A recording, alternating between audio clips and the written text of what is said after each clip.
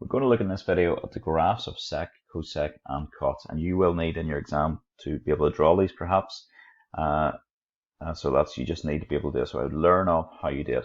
Now we have a couple of tricks to remember them. It's not something I find particularly easy to remember.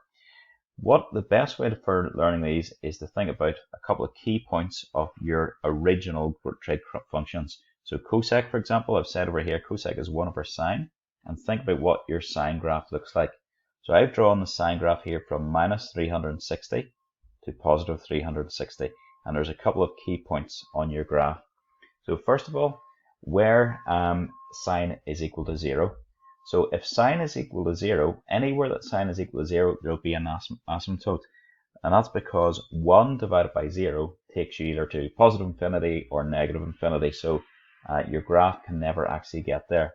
So here you can see here I've got at 0, when x is equal to 0, sine of 0 is 0. 1 divided by 0 is going to be an asymptote. So there's going to be an asymptote here. So my graph shoots up to it here, never touches it, and it shoots down to it on this side. Likewise, at 180 degrees, sine is equal to 0. So my graph shoots up to it, and on the other side, it shoots down to it. And at 360 degrees, sine of 360 is 0. So my graph shoots down to it here as well. The other key point is where is sine equal to 1.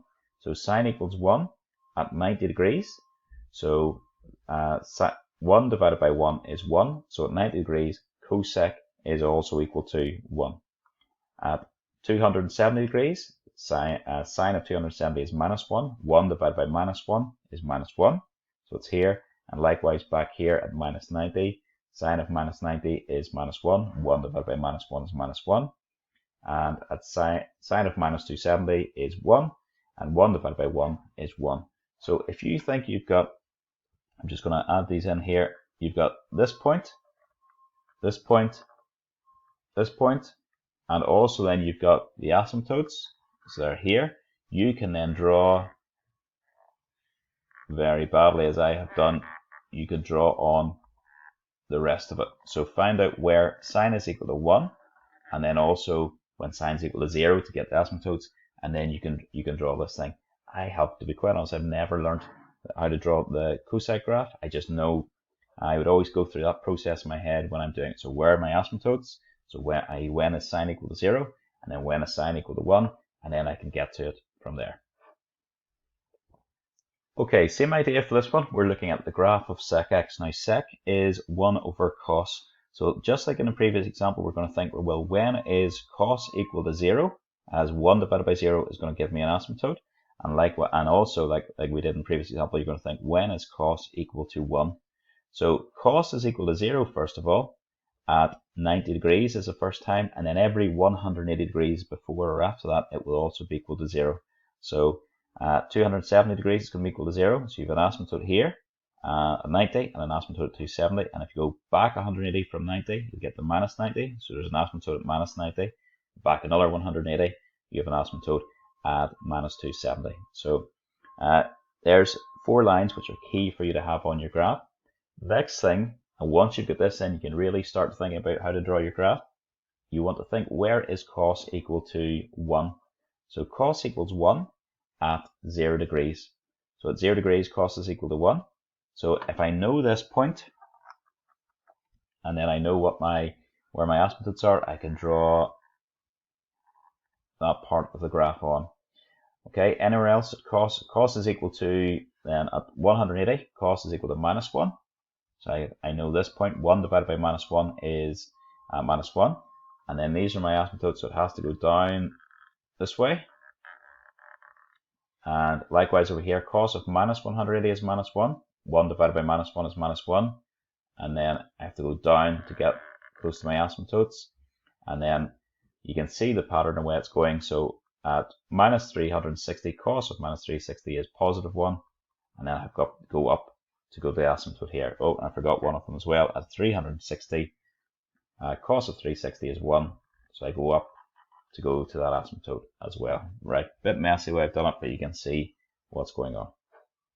Okay, for this one, this is our y equals cot x. Cot x, remember, is 1 over tan. And we're going to think a wee bit differently. The last one we would have looked at where tan was, or sine and cos were equal to 0, and then when sine and cos were equal to 1. We're going to do it a wee bit differently here, because the tan graph, we're going to look at when it is equal to 0. So tan is equal to 0 at 0, and then every 180 degrees before and after that. So 0, 180, 360, or else going back from the 0, minus 180 and minus 360. So that means there's going to be asymptotes at minus 360, minus 180, 0, 180, and 360. So get those all on first. The next thing is we're going to look at, and these are, what I mean by this is we're going to look when tan x is equal to plus or minus infinity. So that means when were there asymptotes on the original tan graph. So if you think back to your original tan graph, there were asymptotes at x equals 90, and then every 180 degrees beyond that, before that or after it, I should say. So 90, 270, or else minus 90, minus 270. So 1 divided by infinity, 1 divided by an incredibly big number is going to be 0.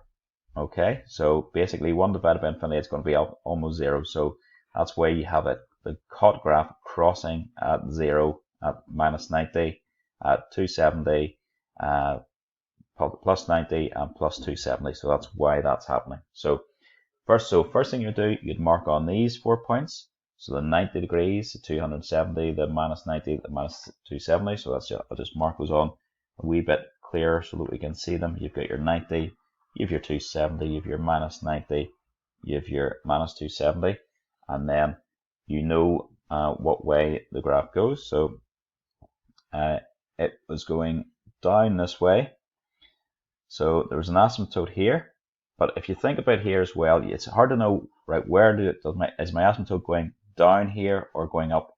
So just pick a number. So pick, say, 45 degrees, which would be a good one. So tan of 45 degrees, and if you do tan of 45 degrees, that gives you 1. 1 divided by 1 is 1, so it's going to be positive here. And then it's just going to go, so it's going to shoot up like that. Likewise, we'll pick another 45 degrees on from the 90, so it's going to be 235 degrees. Tan of 235 degrees is minus 1. And so 1 divided by minus 1 would be minus 1, so it would be down here. So your graph would shoot down like this. And then that section of the graph from here to here just repeats. So you repeat it in here, you repeat it back the way, and you repeat it back the way, and that's it. Okay, we don't have any questions as such to do this, but you should just practice being able to do this and being able to draw these graphs. You need to be able to do them. As I said earlier, I have not just learned how to draw these graphs. I work through this process in my head every time, so I pick out the key points from the original function. So tan was equal to 0 at those 4 points, and then I know what that means. There's going to be asymptotes at those 4 points, 5 points I should say, and then tan x was equal to a very special thing was plus or minus infinity at those points, and that means it's going to be cross at the x-axis at those points. And then I did a wee bit of playing around then just to figure out the shape of the graph. So I did it slope upwards from here to the asymptote, or did it slope downwards, and you can see how I've done that.